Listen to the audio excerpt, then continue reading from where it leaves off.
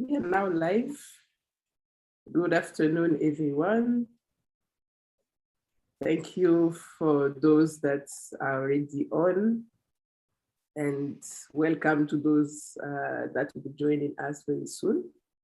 It's such an honor, it's such a joy for us to spend some time with you this afternoon over lunchtime. And guess what? We're talking about money. We're talking about money today, and I'm really happy and excited to welcome. Hello? Hi.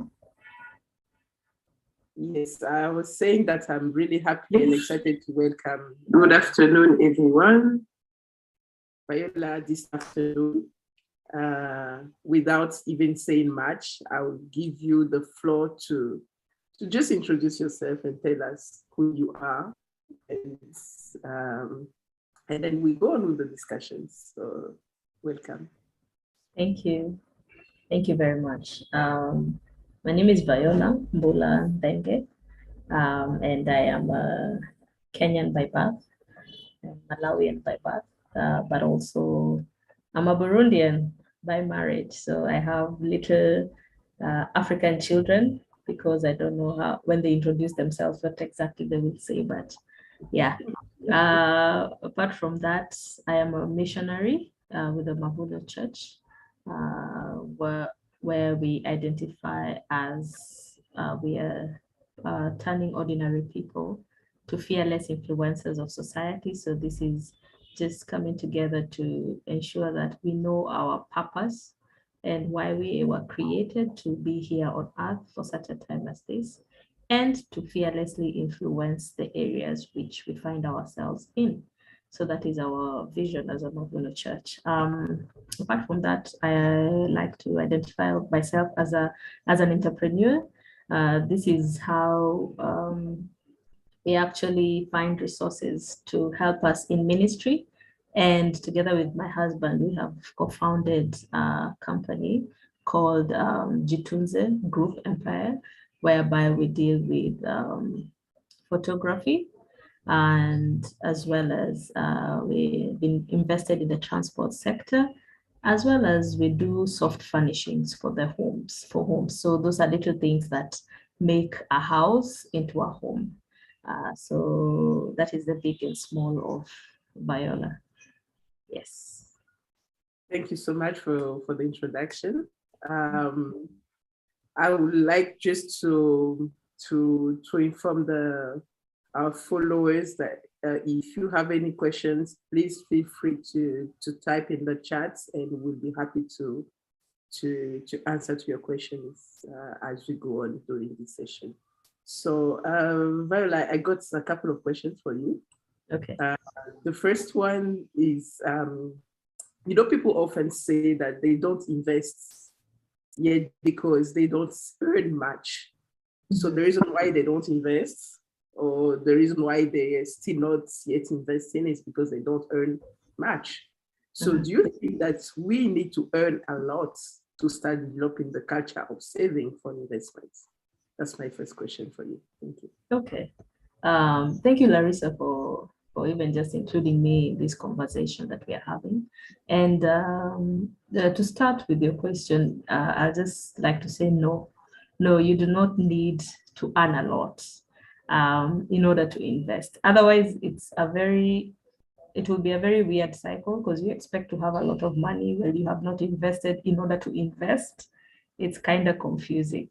So you honestly do not have to have a lot of money. The beautiful thing is that you can start with as little or as much as you currently have in order to invest. Many a times we underestimate the capacity or the potential of what we have, and therefore we keep postponing and not invest because we are waiting to have a particular amount in order to invest. And the beautiful thing about investing is that it doesn't require a lot of money. With the little that you have, you can start saving today, and you can have a said amount that you can channel towards investing after a certain period of time. Investment needs patience. And you need to have this patience in order to save up the amount of money that you want to put aside. And the other beautiful thing about investment is it doesn't require you to put up the entire amount of money that you need in that particular area. You can have like-minded people and friends. Together, you put aside little money that actually can accumulate to much in order to invest. So no, you do not need to have a lot of money in order to invest. The little pennies, I don't know how you say it where you come from, but how we say it where I come from is that haba na haba hujaza kibaba. What this means, it sounds nicer. So what this means is that little by little accumulates to much. And I'll show you an example with one of the richest guys I know, who and the world knows, of course. His name is Warren Buffett. And this guy is known to have accumulation, or rather he has a hobby, which is to gather pennies. And this is just gathering, I think, unique pennies. And it started from a young age, whereby he used to gather small amounts of money. He used to sell Coca-Cola when he was very young, and he also used to sell newspapers. So from the little pennies that he will get, these are like 50 pennies, are like 50 beef, those small coins. And he used to gather them and then do something with them. And a story is told about Warren Buffett in that he was on an elevator. And in that elevator, a bunch of guys came in and they noticed, they are stockbrokers. They noticed that there's a penny on the ground of the elevator. So they kept looking at the penny and looking at Warren Buffett and looking at the penny again. And they wondered, why isn't he picking it up, being known as a penny collector? And I think some people just thought, this guy is a billionaire, so he has no need whatsoever with pennies. The funny thing is that the guy, he reached where he was going, the floor where he was going to get off on, and he got off. And then he turned, looked at the penny, and since nobody was taking it, he took it to himself. He took it, and then he was like, this is the start of my next billion. Okay? So this guy realizes the value in every little coin. And that's the thing that we need to learn from such a person who started from a very young age gathering coins, is that you need to see the value and the potential in the little you have. 10,000 beef today, or 5,000 beef today, or 1,000 beef today, collected over time, will accumulate to something big. So if I start 10,000 Burundian francs today, every month, I'm just saying I'm going to save 10,000. At the end of the year, I will have 120,000.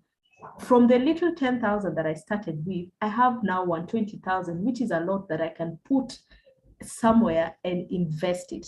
But if we fail to see the potential of the small things that we have, then chances are we will not grow it to what it potentially has to grow to. And the other thing is, the other story that I really like to give is that the parable, there's a parable that Jesus taught. This is found in the Bible. And he taught about this particularly rich guy who wanted to go on a trip. And before he went on a trip, he decided to share some of his wealth with some of his servants so that they can keep accumulating money. He was a very wise man, to keep accumulating money even in his absence. And I think to some extent he was trying to see, have I really been teaching these guys anything?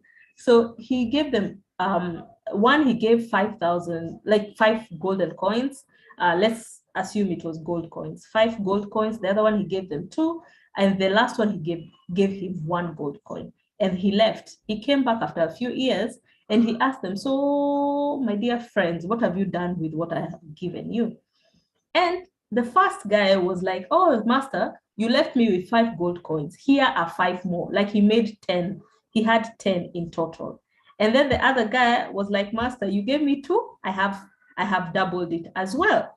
And then it came to the last servant, and he's like, Master, I know you. You are a shrewd guy, you know, you are scary. I didn't want to lose your money, so I just hid it, and here it is. Here is your one golden coin. I'm just returning. And the master was very angry because he was like, you could have at least put that money in the bank. You could have at least done even the list of the things and put it in a bank, which it can accumulate interest from. But this guy did not do that because he thought with that particular one thing, he couldn't do much with it, and he feared losing it. And what the master did is he took that one golden coin and added it to this guy with the 10 golden coins. For me, this lesson teaches me that if you're faithful with the little God gives you, he can choose to multiply and increase. Many a times we go to God and ask him, you know, please give me more. And you have nothing to show with what he gave you yesterday. So if you have something building from what you've been given, the little that you have, if you are faithful with that little, then blessings will follow and you will be added on to even more. So for me, I do not believe that you have to have much in order to save and invest. No, you need to build the muscle right now with the little that you have and grow from there so that even when you have a lot later on, you've already developed the disciplines you need not to spend it, because chances are your lifestyle will increase the more you get. But if you've disciplined yourself to save, then even when you have a lot trusted in you, you will be able to have the discipline to save as much as you are having at that particular time. I hope that answers your question. Oh, yes, it does. It does so much. I was busy taking notes, and what caught my attention is discipline. We need discipline, and Yes. we also need to be faithful with the little that we have, in order for God to even entrust us with more than what we have today. And I mean, this is amazing because a couple of times I met people and the conversation was always, but Larissa, I only have little. I'm trying to save more to start something. And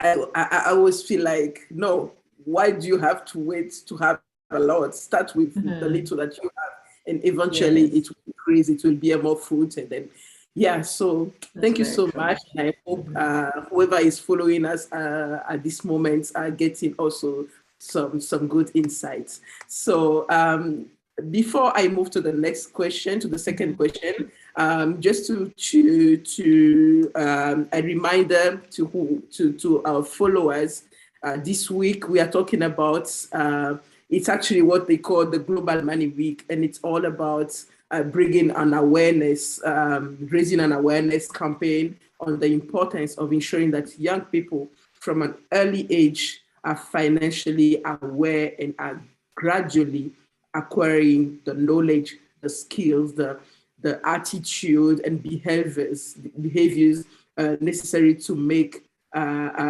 wise financial decisions.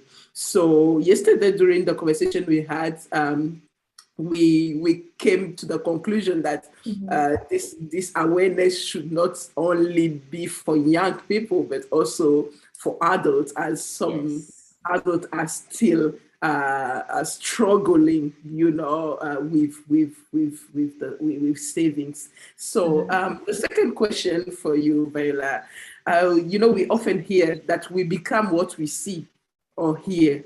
But unfortunately, many young people have seen their parents, you know, living in debt.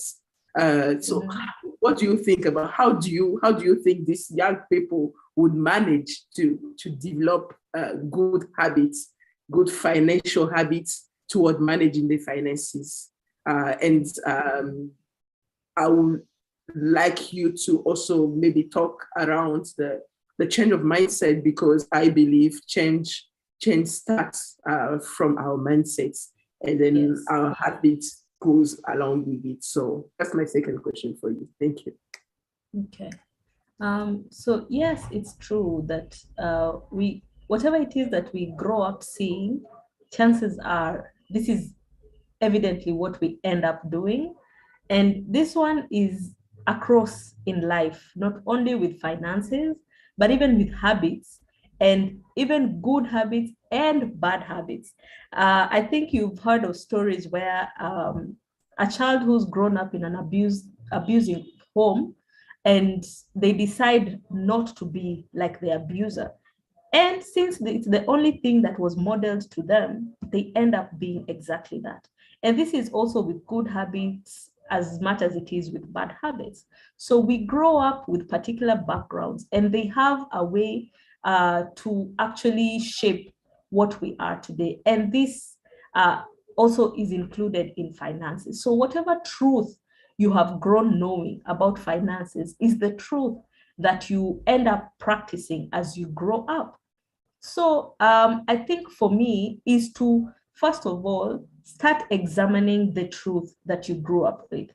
Is it really true? Identify what your relationship or what it is that you were taught concerning money. What is your relationship with money? Are you using it in a healthy way? And is your relationship with money at this particular time healthy? Is it working for you, or is it not working for you? And if it is not working for you, how can you change it? And if it is working for you, how can you improve it and even apply more, apply it more in your life?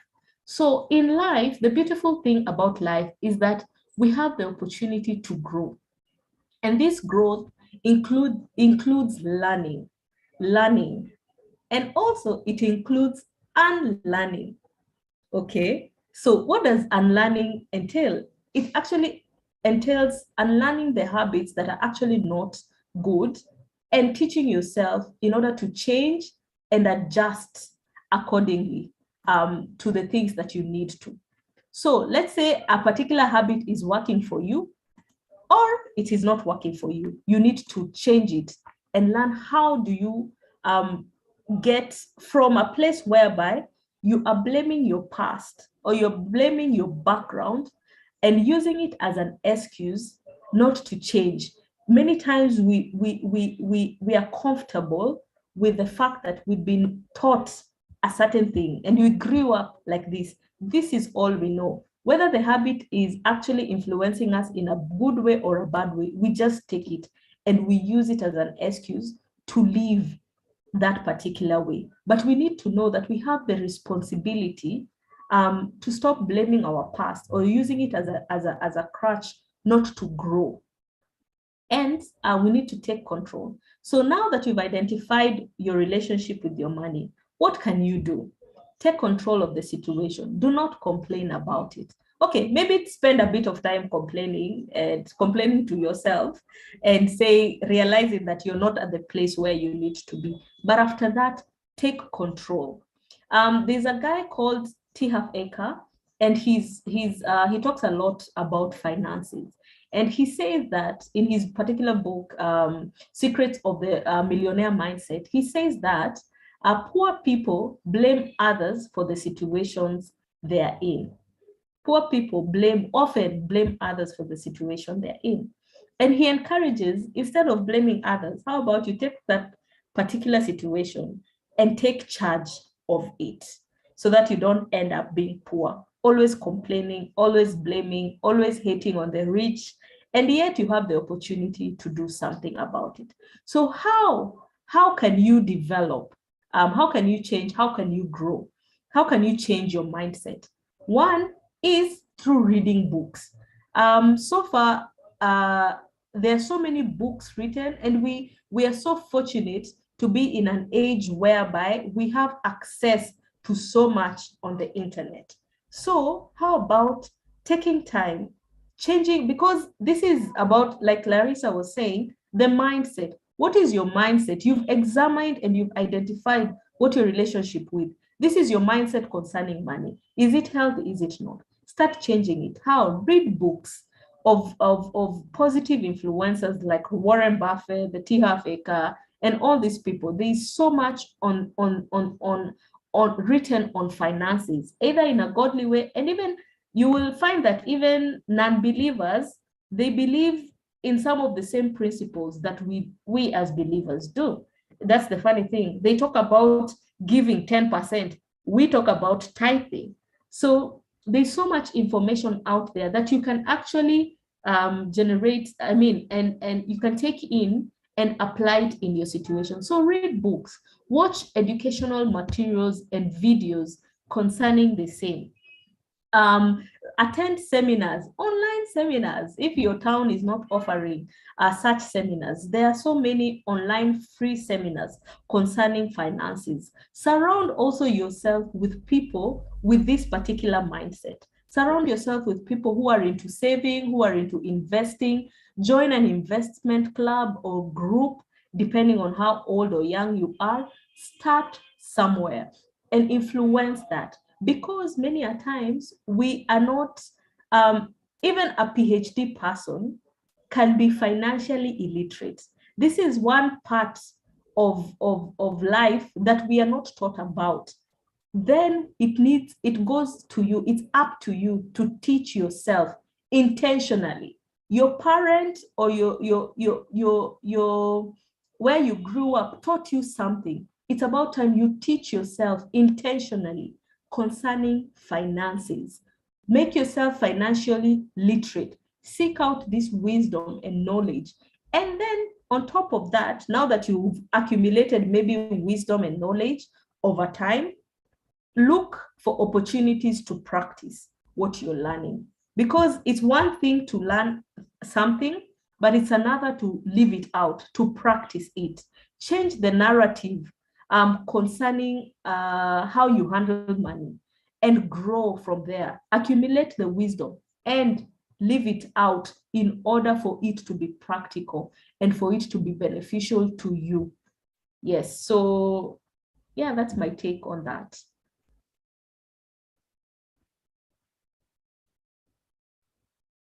Wow.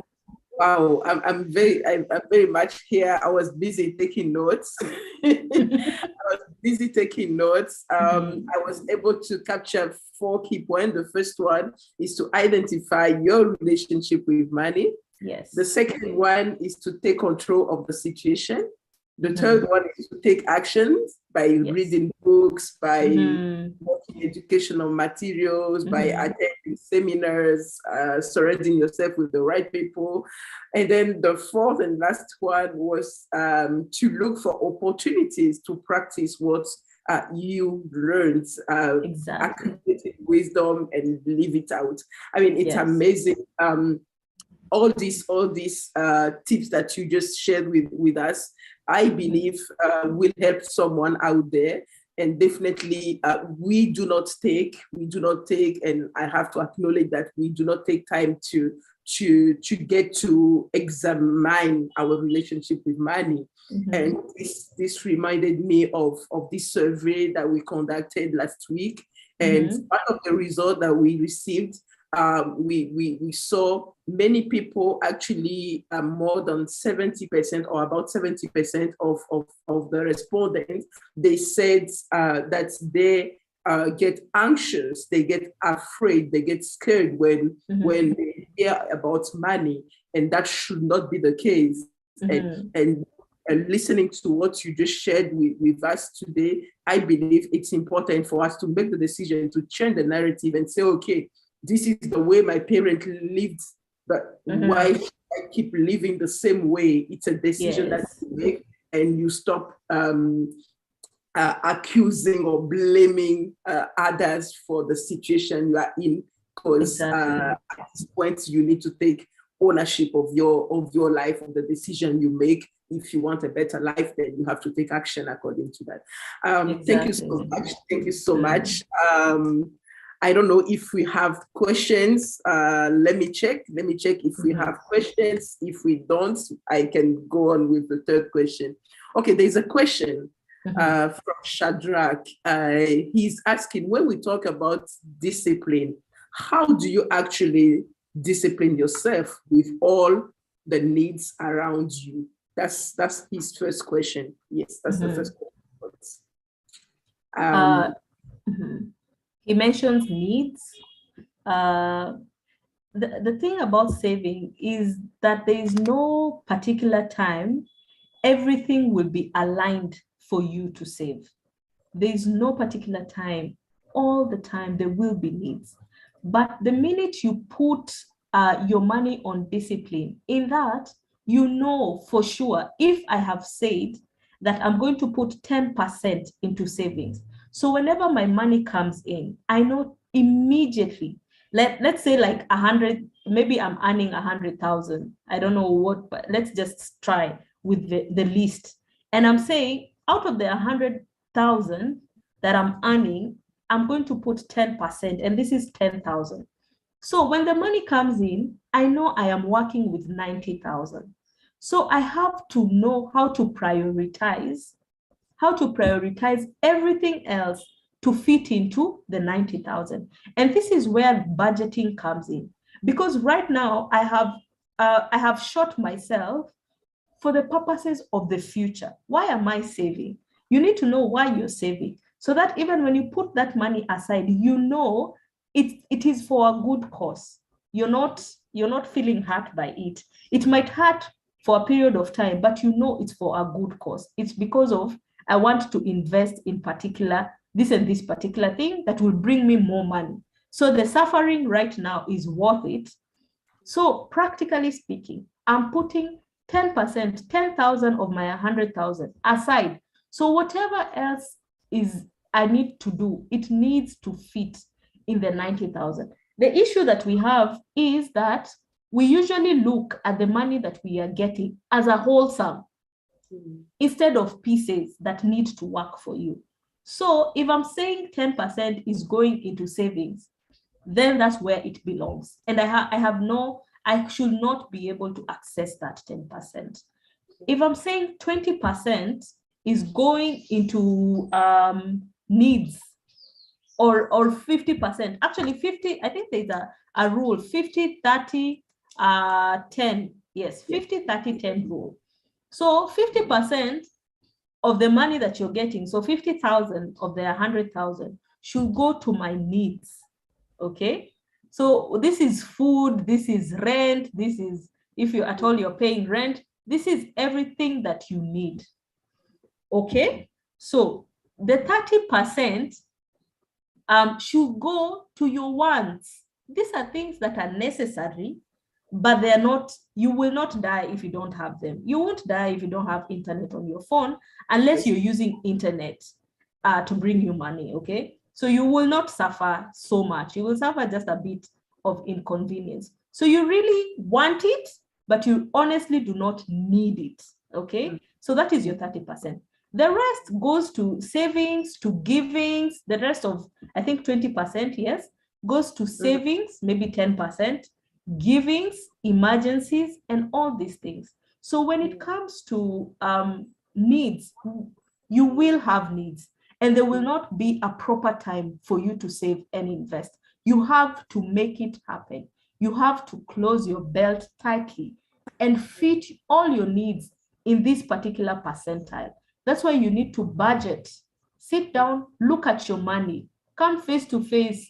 If you have debt, you need to find a strategy to make this 20% to pay off that debt in order for you to start saving. But you need to make it work. And it's hard, but I assure you it's very possible.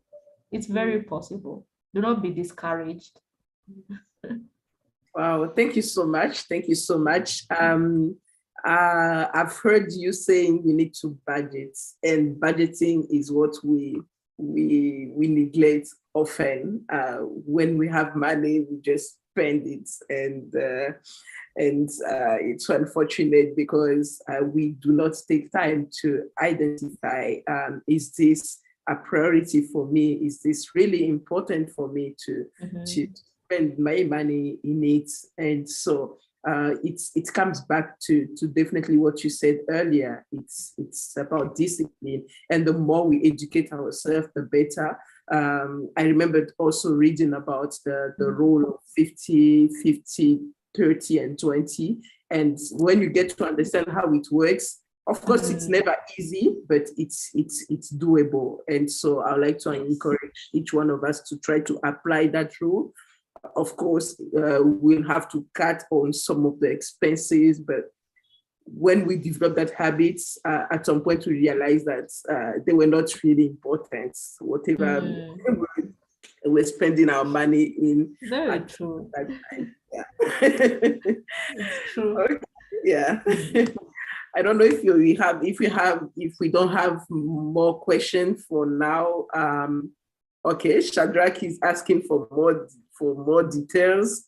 I'm not sure what he means, but maybe he can clarify. Meanwhile, I can go for the third question on my list.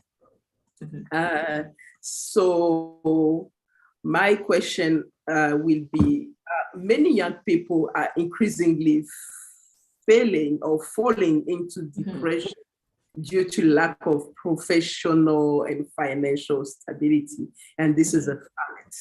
And looking at how things are going around the world these days, it's become even worse with COVID and navigating in the midst of all these challenges. It's becoming seriously a challenge for young people. So do you think that the lack of money could affect somehow the mental health of young people? And as a parent, what advice would you give parents listening to us today? Thank you. Oh, wow. You've talked about two big things, parenting and mental health. These are very heavy. Yes, I do think the youth today, and this is including of me, I think I'm included in that youth bracket. I'm youthful. Yeah, I do think that there's a lot of depression or sensitivity concerning their profession and their financial status. And I think this starts from a very young age. And I'd like to address it from that particular sense, that I think we've been short-circuited in the lessons that we've been taught concerning money. And this goes back to the relationship that we have with money and where we are at today. So I was having a conversation with my friend the other day, and I was telling her about this global money week. And she has some young kids, and one of her children is actually almost an adult, maybe in 17, thereabout. And she was asking me, how can I teach my kids about money? And it was very interesting because I said to her that there are age-appropriate lessons concerning money. You know, each age you need to assess and see what is their understanding of money, even just for them to see it and to touch it and to see the value of it. Like this, you exchange it for goods and services. Right now, all my daughter knows is money goes to the pocket. So whenever she has clothes with pockets, she will look into it and be like, where's the money? Like there's no money. But there's age-appropriate lessons that we can grow from there. When I was young, I'll give you a personal story. When I was young, my mom opened for me a bank account. And this was not just any other bank account. Where I come from, they had this account specifically for kids that will teach them how to save. Okay? So I had a bank account. Not only did I have a bank account, I had a piggy bank. It was designed as a pig that had a hole at the top.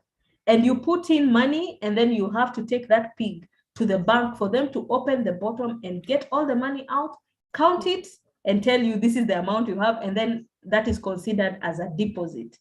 So whenever I will be put to work, my mom will put me to work, and these are chores in the house. So she will give me allowances.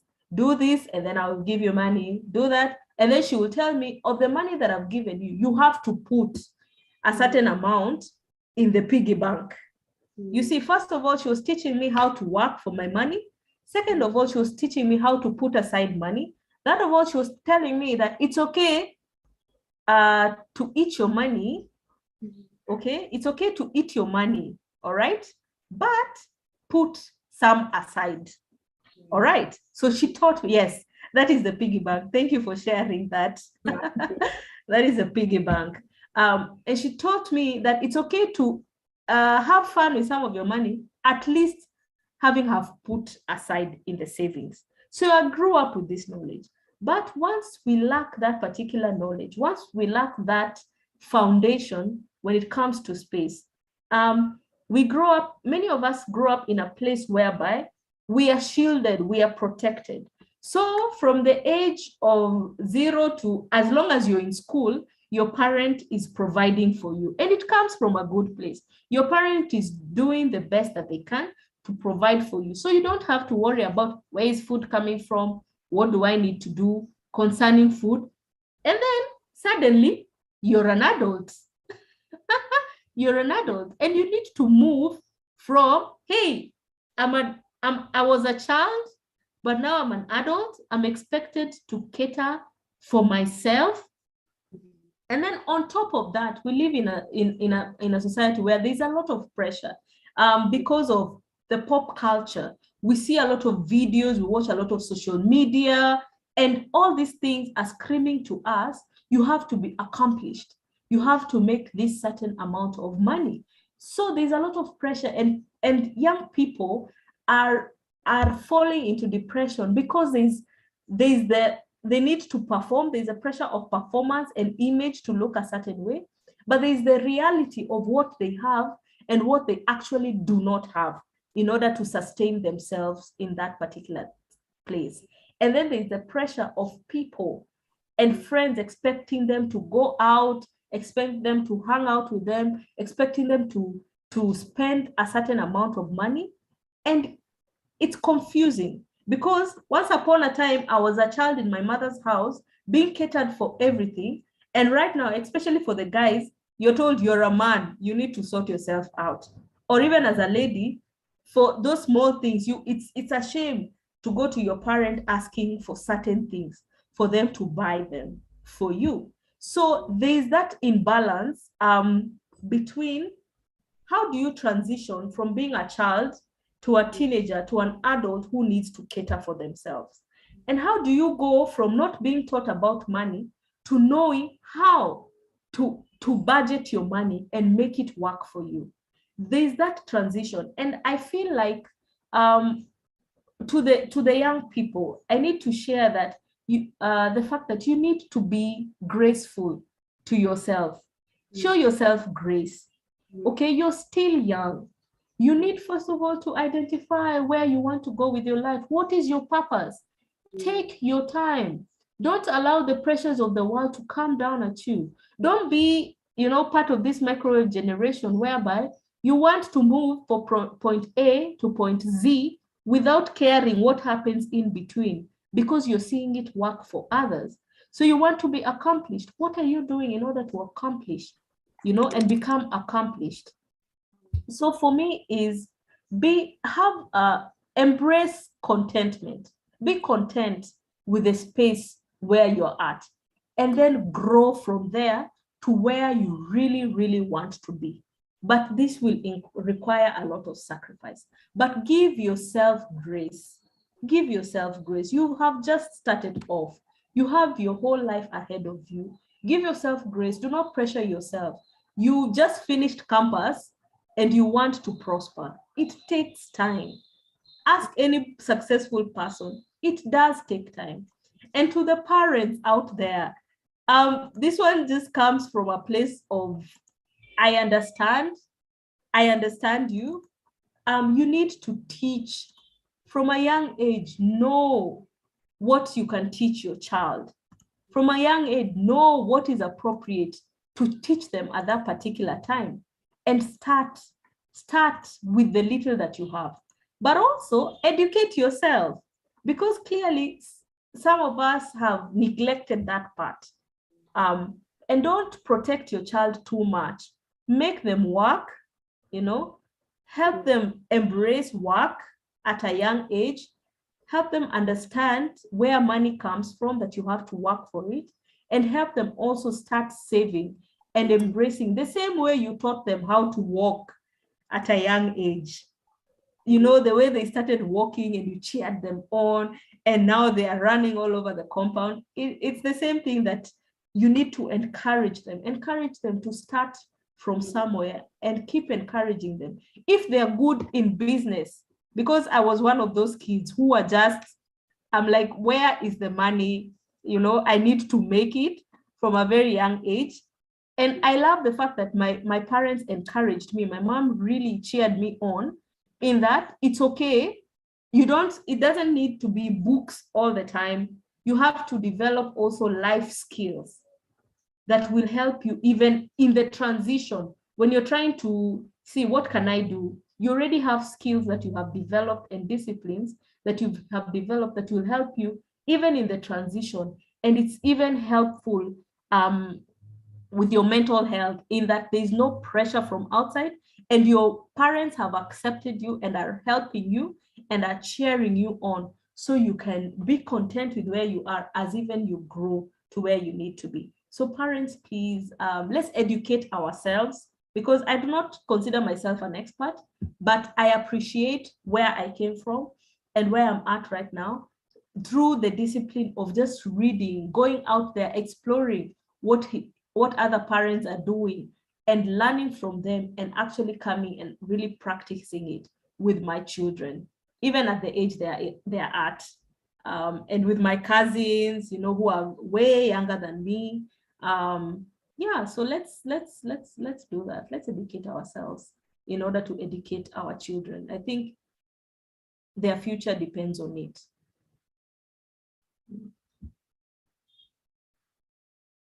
I feel like I've spoken a lot. Wow. Wow. No, I actually feel like the time is not going to be enough for us. Yeah. I'm learning so much, and I hope that our followers are also learning a lot this afternoon. And wow, you've said something. I mean, you said a lot around the mental health issue and the role that parents need to take in all this. And what caught my attention is that I've understood that parents have a big role to play in this, because there is so much pressure outside there for the youth. And unless the parents create that safe space, safe environment for the young people, they will not be able to navigate in the midst of all this drama. Yesterday, one of the panelists was giving an example of how sometimes like parents, they are going outside and the kids want to go with them or is asking for something, and then next the parent is giving them money just to keep the child quiet. And you know, when she mentioned about that, I was like, wait a minute, actually they've started, the parents actually, they are teaching corruption to their kids at a very early age. That's how I felt. Corruption. And I was like, by the way, you're giving money just to keep quiet. And this is corruption. And then they grow up, and then they're corrupted people on the world. But really, this comes back to definitely as a parents. I mean, they just have to take that responsibility, and you said it. They have to be teachable. They have to be open to learn. Like learning it's a lifetime thing for me, and that's what I always tell people. Never get tired of learning, never get tired of reading, because that's the only way for you to improve yourself, to become a better version of who you are. And at this point, I'm understanding that if we want to create that safe environment for young people, it's up to the parents at the end of the day to take that responsibility, because the pressure will always be there. So exactly. And the kids, they need someone to lead them. And if the parents are playing that role, then they're in trouble. Thank you so much, Viola, for exactly. Oh, and one more thing, Larissa. even in that same point, parents need to realize that we are continuously teaching our children things, whether we want it or not. So it's up to us to choose either to teach our children actively or passively, because either way you're teaching them something. You know, that bribery, I've never thought about it. You're teaching them something. So it's either you're intentional about it or passive about it. Either way, you'll be passing on something to them that they will usually use when they become adults. And even as my husband and I, we actually have classes on personal finance management.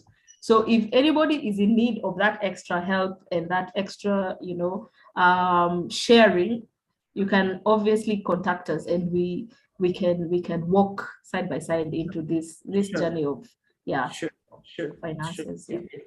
Thank you so much for this opportunity, and I hope people will grab this opportunity. There's something I always tell young people that I get to connect with. Opportunities will be always there, so it's up to you at the end of the day to grab those opportunities and be teachable, because it won't come to you. You have to go and get it.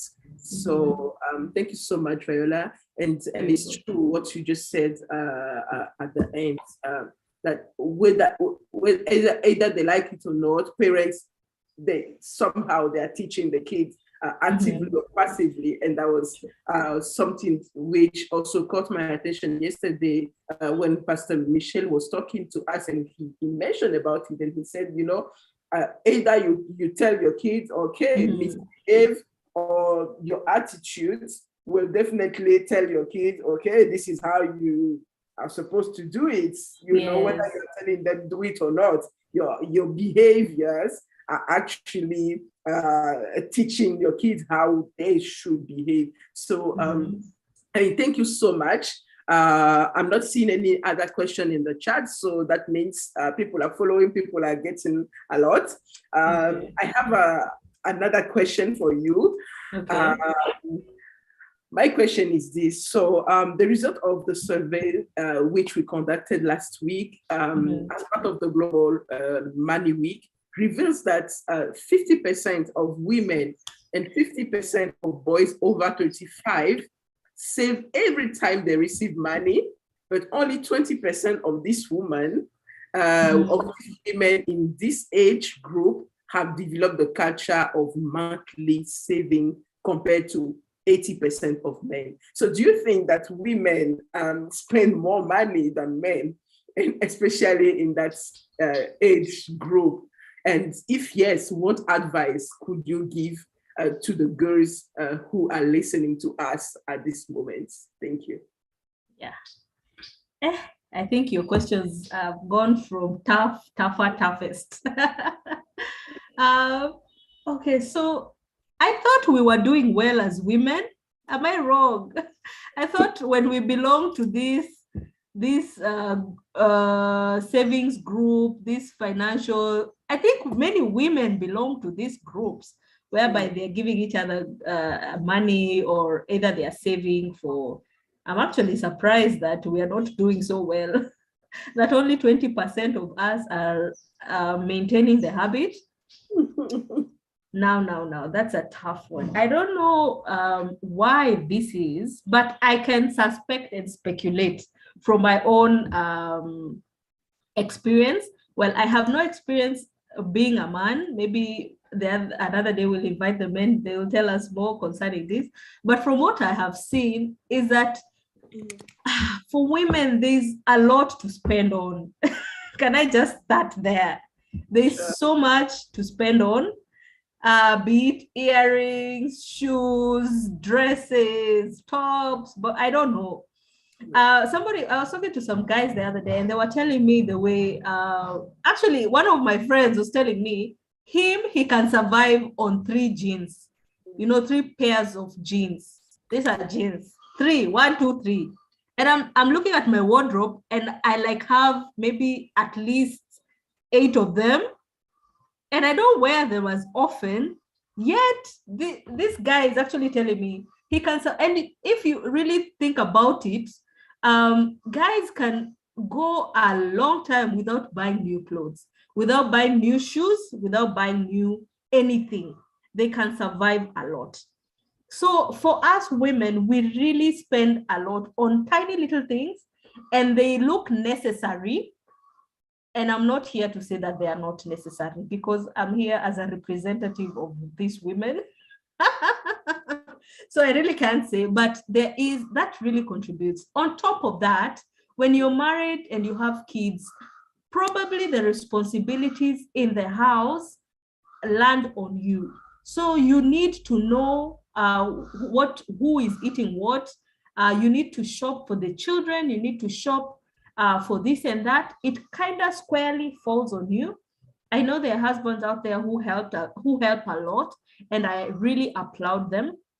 But when it comes to practically, when you just have to spend, you see a need, it's up to you to see the need at that particular time and to spend on it. So apart from, the social pressure, there is home pressure. And then to top that, we can even talk about how men and women are not paid the same, the opportunities are not the same. So even the growing in ranks, and even investment opportunities, the men have a higher advantage than women. Maybe it's decreasing over time, but this is the reality of things. And the other conversation that I've ever had with a man is that there's a lot of pressure for them to be at a certain level when they get to a certain age. So if we are talking about 35 years plus, this man often has the responsibility. Okay, like from where I come from, men are expected to move out of their home immediately, almost immediately. Once you land your first job, you're out of that house. You're out, and you're expected to provide for yourself. And if you move back home, you're kind of considered as a failure. So the responsibility to provide, even for the girls they are dating, for the houses they are living in, falls squarely on them. Okay, so they learn, maybe they have higher chances of learning at a younger age how to be more responsible with their money. Okay, so they need to save. Maybe they tell themselves they have goals at this particular age. I need to have accomplished this much. So there's that pressure. Otherwise, there's midlife crisis and all these things that they face. So they learn from a young age how to be strict with their things. And they are also very quickly adaptable than women. For us, we grow up, and chances are we will probably get, if our parents are able to provide it, we'll probably get what we ask for. And there's no much pressure on us as women to provide for ourselves, because either we will do it, yes, but we have either parents or a boyfriend or somebody to give to us, while the guy, on the other hand, he's expected to foot the bill.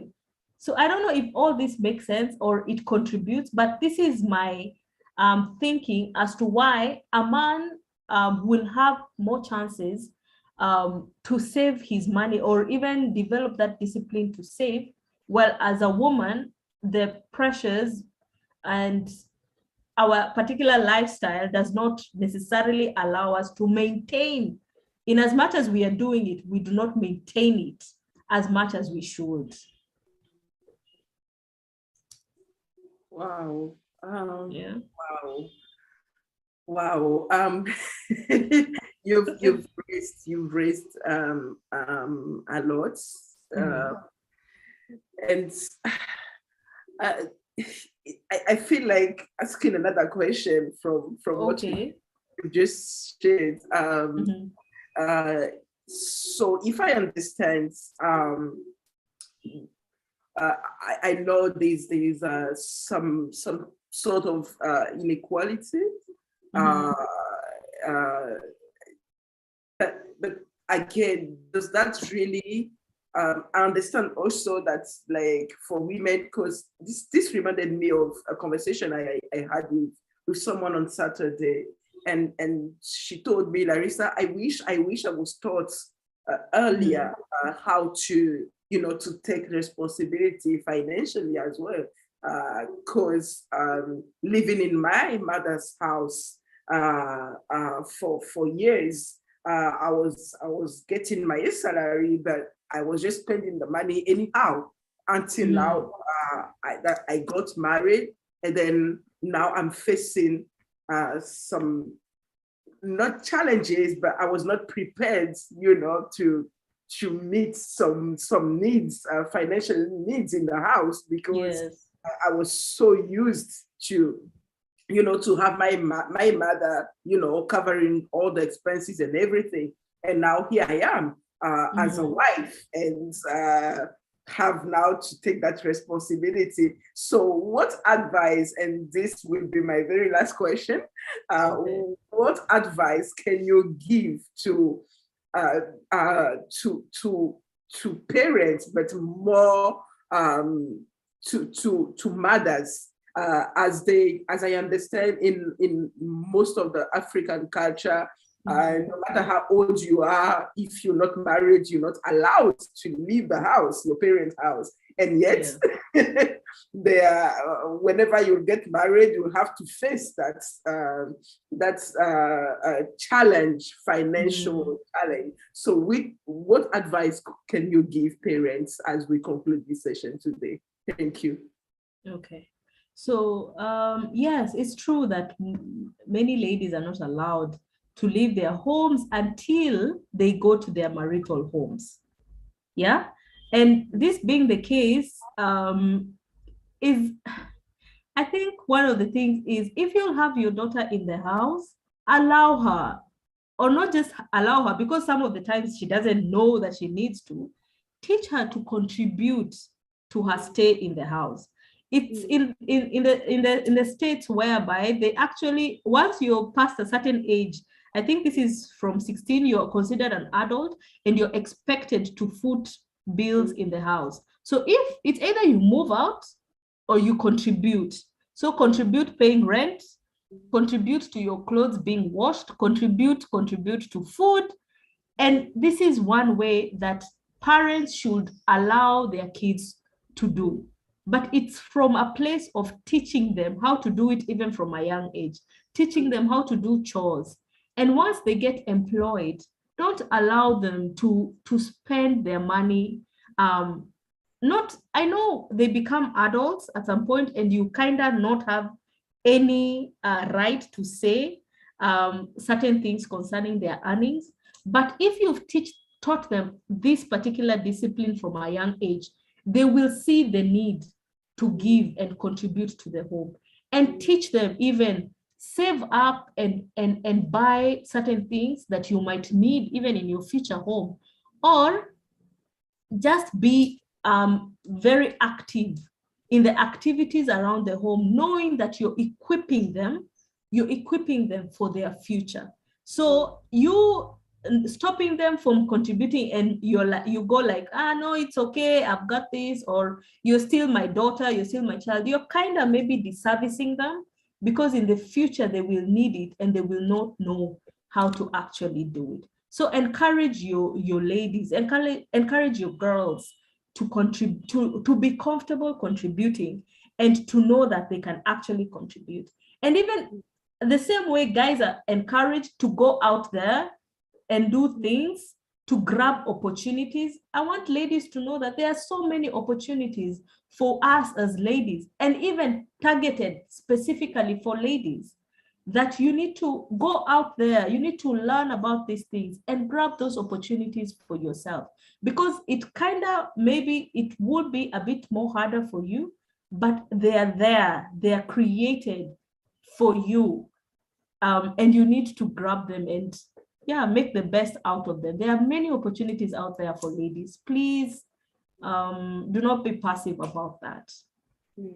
Yes. Oh, thank you so much, Viola. Thank you so much for this. And it's true. It comes back to what I always tell young people, and it does apply to women as well. There are opportunities for us. So it's up to us today to have the will of going out there and seeking for those opportunities because they are available for us. So thank you so much. Thank you so much. I see someone on the call who wants to speak. I guess she has a question or something. I will allow her just to say something, and then that will be the final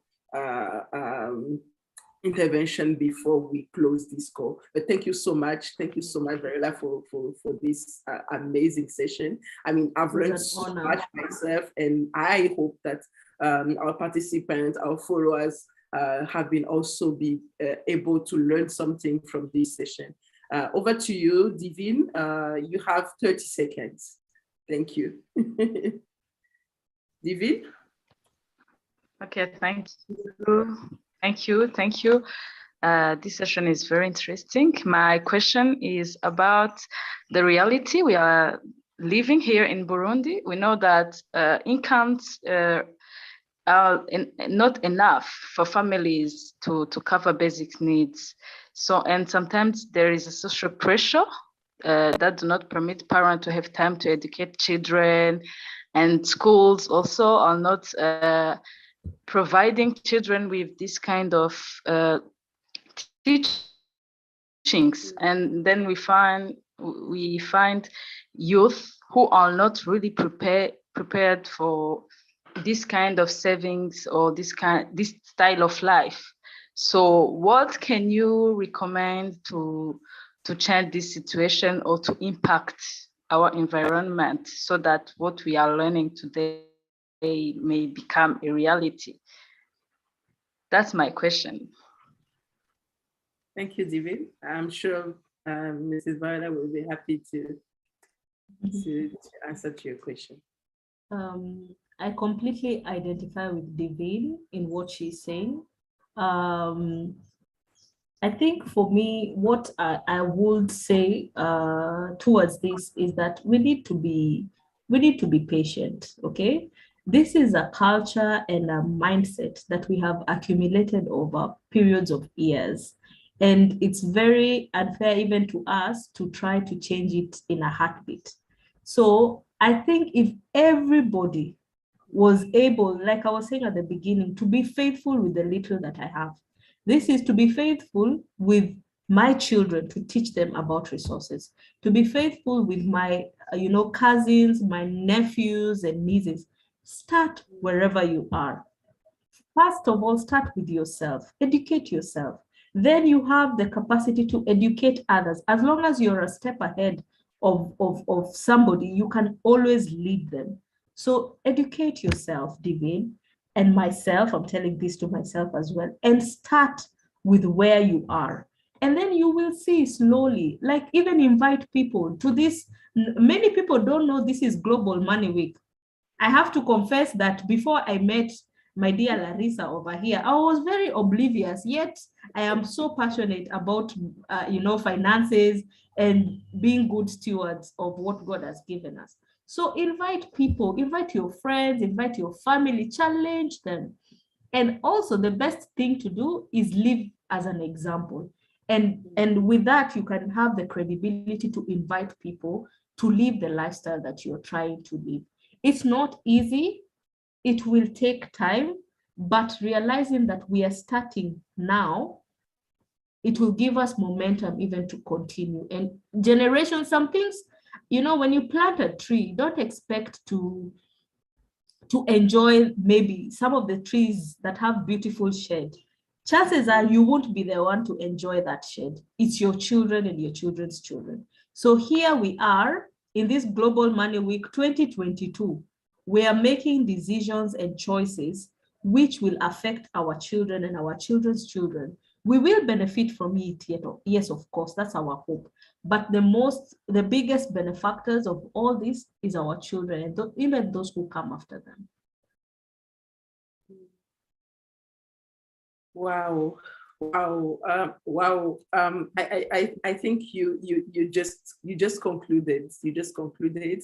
The choices that we will make today will define the future of our children, our grandchildren, the next generation. So it's up to us. And I do agree with you as well that change takes time.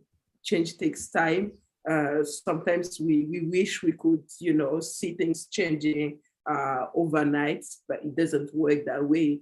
But and you said it as well. Let's start with ourselves. Let's start giving the example. Let's start doing, because I believe the best way of teaching someone is to do it and show that person the path that they need to follow. So thank you so much for this. And I really hope that all our participants, and we'll make sure that next time we get more people following, attending, or grabbing such opportunity to just learn, because at the end of the day, we all keep learning on a daily basis. There is a quote which I wanted to share, which says, change takes time, and it takes time for the seed, as you said, to begin growing within time to understand and process, time for the growth to mature, and time for the old self to die and fall away. So I believe it's really important for us to understand that these are habits, bad habits or negative habits, which we have developed over years. And it's okay. It's okay, as I said during the training last week, when we were training a batch of 100 girls on entrepreneurship, and it was about financial education. And I told them, you know what? You have to learn how to forgive yourself. It's okay, you made mistakes. It's okay, you made wrong choices, but you can't change your past. But what you can do is to write a new story of your life and for the life of the future generations by the choices that you make today. So I want to just encourage each one of us to really try to apply these principles and be teachable and seek out for learnings, to just learn and increase our knowledge and apply, because it's not just about learning, but it's also about applying what we were taught. So it's really important if we want to see a real change, we need to apply all these principles. And I want just to take this opportunity to thank you, Viola, for your time and for pouring out all that you had poured out today for us, in order for us to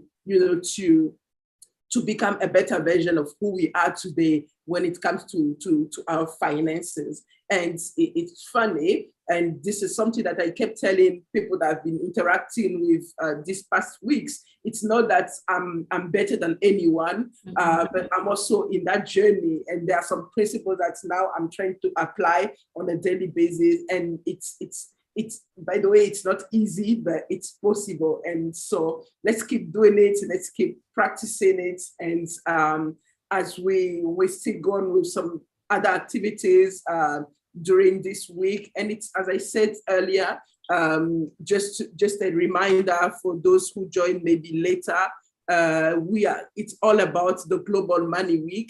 And the Global Money Week is just an annual global awareness raising campaign on the importance of ensuring that young people from an early age are being financially aware and are gradually acquiring the knowledge, the skills, the attitude and behaviors that are necessary to make sound financial decisions. And so it's really important for us to all be part of this. And I understand we have received a couple of comments from adults that are saying, actually, this shouldn't be just for young people, and which is okay. But for now, this week is all about the Global Money Week, and be part of this. Just sensitize someone around you. Yep. Just tell them about what you learned today, and this might change someone's life, definitely. So thank you so much for all of you. Thank you, Viola, for your time. And the week has just started. We still have a lot to to share during this week. Tomorrow we'll have a workshop. The workshop will be this time in French, but Caribou, for those who understand French, will join. And I can assure you it's going to be an amazing session as we just had today. Farila, thank you again, and see you all very soon. Thank you. Thank you so much, Larissa, for the opportunity, and thank you for taking